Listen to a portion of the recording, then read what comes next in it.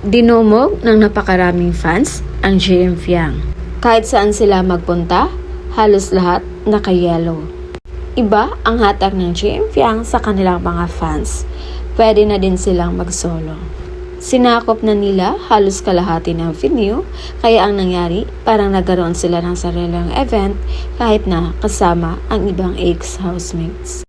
Iisa ang sinabi ng mga netizens na kahit daw ang hirap ng buhay ngayon or ang hirap ng sitwasyon ng buhay natin, basta daw may JM Fiang na nagpapasaya sa kanila, sapat na.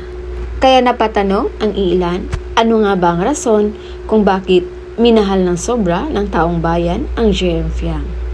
Ito yung mga posibleng rason kung bakit masyadong naaliw ang mga tao sa JM Fiang. Dahil una, si JM, nasa loob pa lang ng bahay ni Kuya, nakita ng lahat kung paano nito alagaan si Fiang when no one does.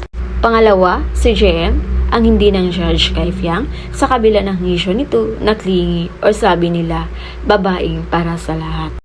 Pangatlo, si JM kasi consistent ang pag-aalaga kay Fiang on and off cam. At pang-apat, kahit nasa labas na sila ng bahay ni Kuya, kahit na marami ang mga taong nakamata sa kanila, pero hindi nawala yung pagiging sweet nila sa isa't isa. At higit sa lahat, yung napaka-genuine nila sa isa't isa.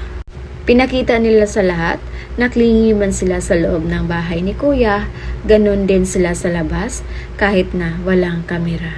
At hindi pilit yung pagpapakilig nila sa kanilang mga fans. At higit sa lahat, walang nagbago sa pakikitungo nila sa kanilang mga fans kahit na sobrang sikat nila ngayon.